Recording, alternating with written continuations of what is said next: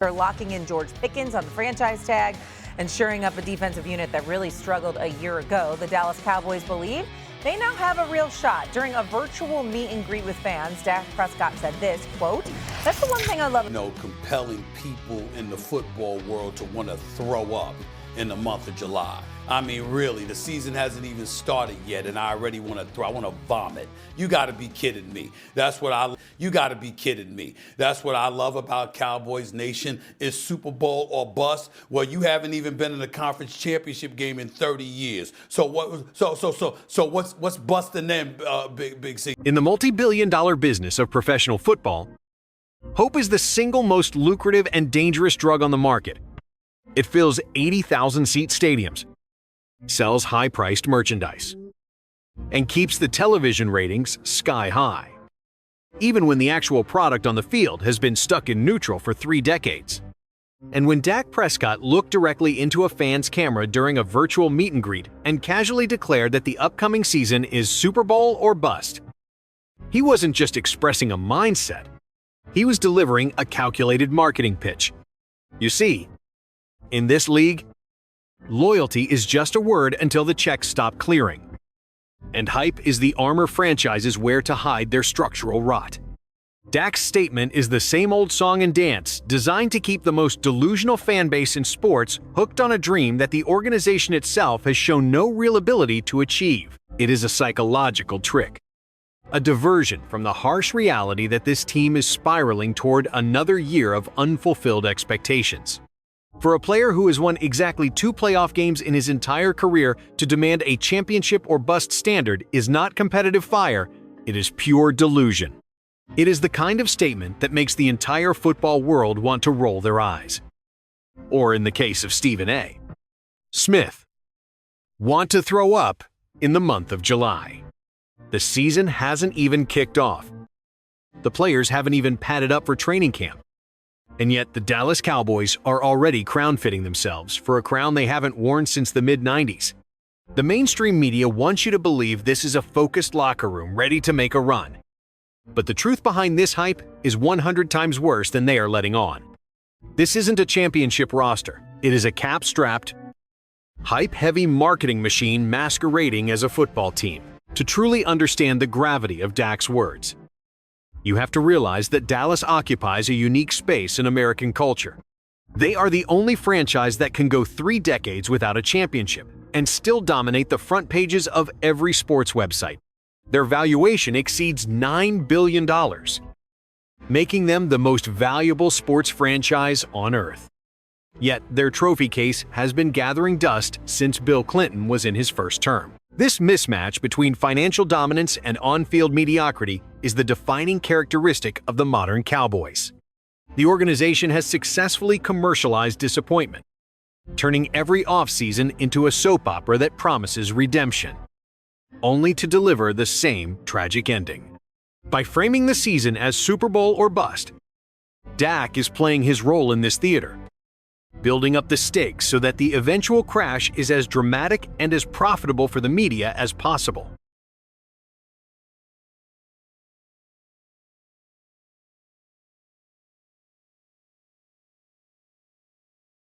To understand why Dak's comments are so nauseating to analysts and fans alike, you have to look at the historical gap between the Cowboys' rhetoric and their reality. Dallas has not been to an NFC Championship game in 30 years. Let that sink in. Since January of 1996, the Dallas Cowboys have been an absolute non-factor when the games matter most.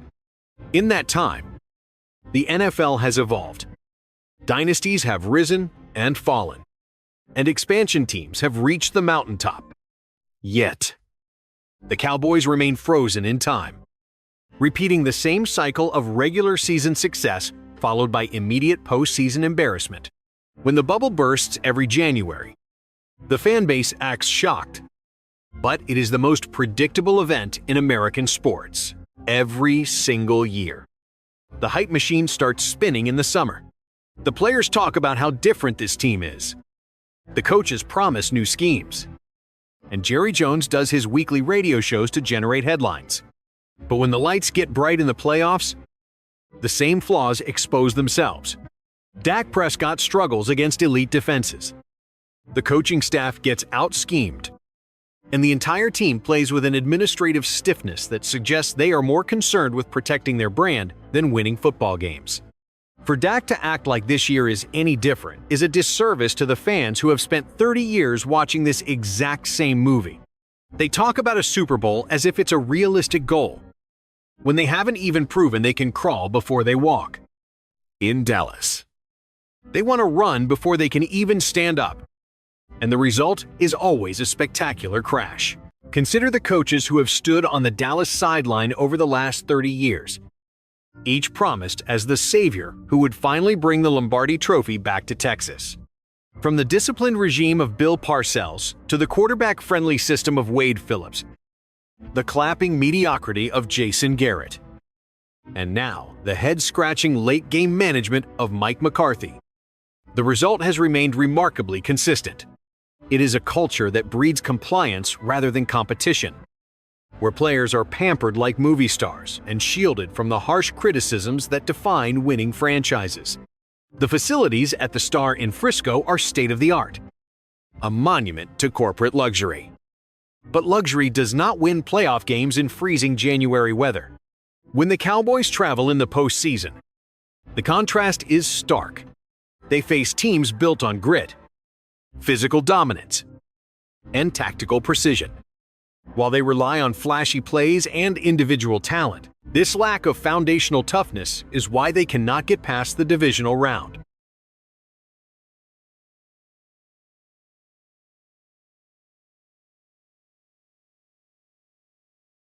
Stephen A. Smith wasn't exaggerating when he called Dak's comments lip service and lip speak. It is a narrative shield designed to deflect from Dak's glaring postseason inefficiencies. There are currently 12 quarterbacks in the NFL who have more postseason wins than Dak Prescott. That list doesn't just contain legends like Patrick Mahomes or Aaron Rodgers. It includes younger, far less experienced quarterbacks who have already accomplished what Dak has failed to do in a decade. When you look at the statistics, the picture becomes even grimmer. As Dak's salary has skyrocketed, his winning percentage in crucial games has steadily declined. In his first 4 seasons, when he was playing on a rookie wage contract and earning peanuts, Dak won over 63% of his games. He was hungry. The roster was loaded with talent, and there was a sense of urgency. But in the last 6 seasons, since he signed his massive contracts and collected nearly $300 million, his winning percentage has dropped to 58%. He has missed 26 games due to injury, and the Cowboys have faltered in the postseason time and time again. The simple truth is that as Dak has gotten richer, the team around him has gotten poorer. You cannot pay a quarterback top-tier money when his postseason resume looks like a backup's. The financial allocation to one player has crippled their ability to build a complete roster, making their Super Bowl talk nothing more than an empty promise to sell tickets and maintain relevance. Let's look at the cold, hard numbers that Dak's defenders desperately try to ignore. A postseason record of 2 wins and 5 losses is not the resume of a franchise quarterback. It is the stat line of a quarterback who shrinks when the lights get bright. In games against the San Francisco 49ers, Dak looked completely lost, throwing back-breaking interceptions and failing to lead his team down the field when the season was on the line. In their recent playoff exit against the Green Bay Packers, the Cowboys' defense collapsed. But Dak's early game struggles and pick six set the tone for a historic embarrassment at home. Meanwhile, younger quarterbacks have already accumulated deep playoff runs and championship game appearances, playing with a level of poise and execution that Dak has never shown in a single postseason game. The Cowboys are paying Dak elite money for regular season statistics, inflated stats accumulated against weak divisional opponents and non-playoff teams while getting backup-level performance in January. It is a recipe for franchise stagnation.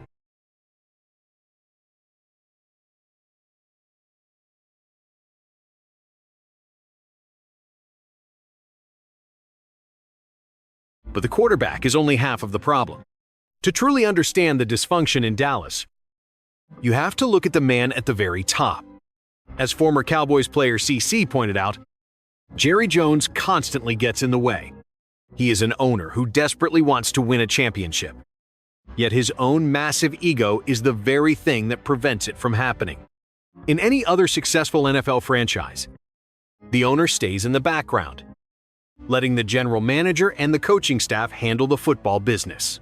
But in Dallas, Jerry Jones is the GM, the spokesperson, and the head of marketing.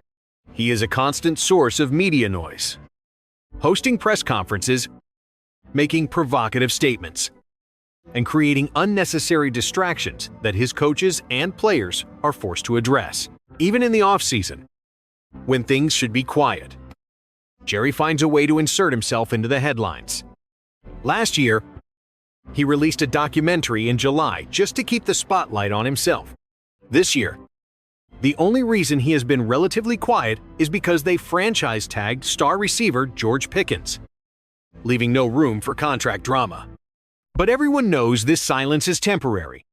The minute training camp starts, Jerry will be back in front of the cameras, feeding the media beast. The culture he has created in Dallas is one of celebrity rather than championship football. The players are treated like rock stars before they win anything, and the locker room becomes a reality show.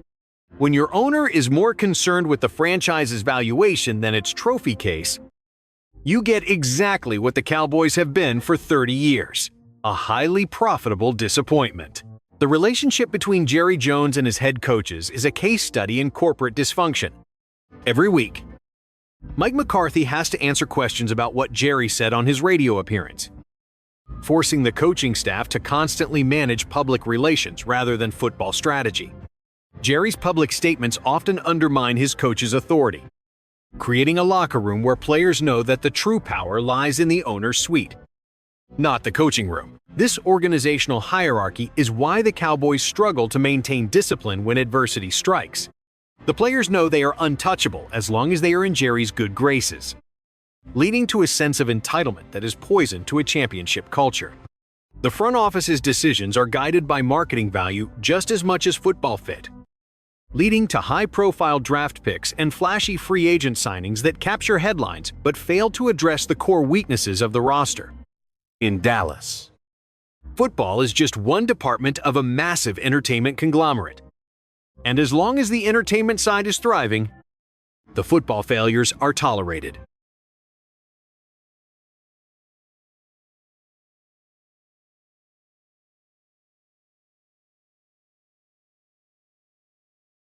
This culture of distraction has had devastating consequences on the roster.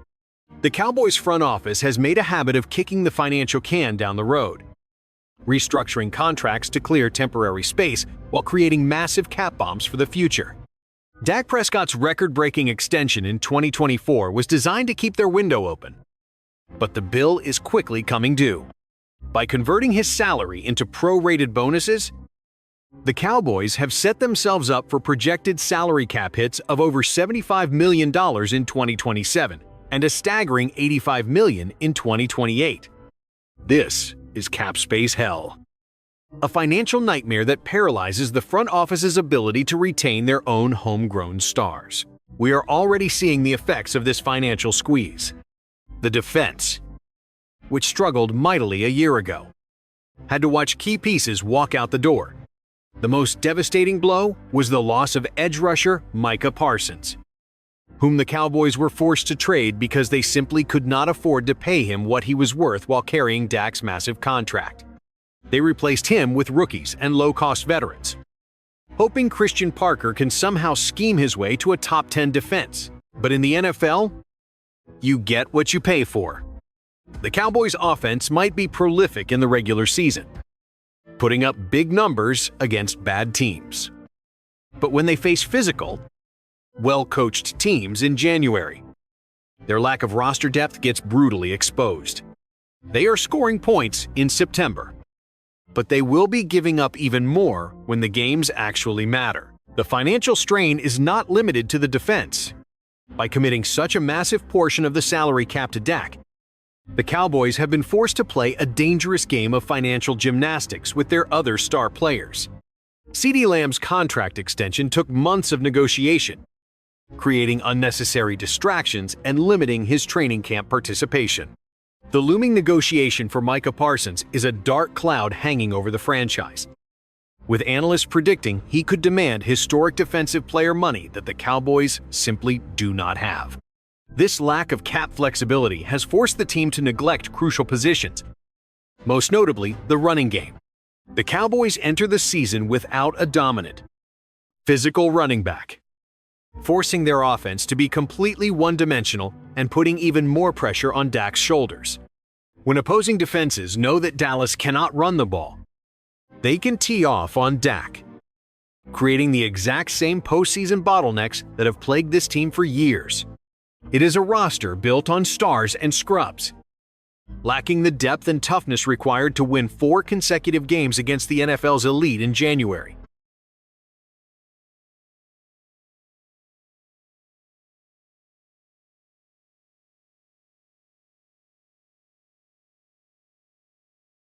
So, here we are again, on the road to another NFL kickoff, listening to the same old predictions.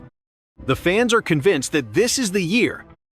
The media is hyping up Dak's MVP potential, and the organization is projecting absolute confidence. But history has a funny way of repeating itself, especially when you refuse to learn from your mistakes. The Cowboys have built a regular season juggernaut that is fundamentally unprepared for the physical grind of the postseason. They will win 11 or 12 games. Dak will throw for 40 touchdowns against mediocre secondary units, and the hype train will reach a fever pitch. But when January arrives, and they face a team like San Francisco, Detroit, or Los Angeles, the reality of their salary cap restrictions and cultural dysfunction will strike again. The bubble will burst. The season will end in disaster, and the fan base will once again demand answers. Dak Prescott will stand at the podium, give another polished speech about how they need to be better, and Jerry Jones will promise changes that never actually happen. It is a perpetual loop of disappointment, a $75 million trap that the Cowboys have willingly walked into.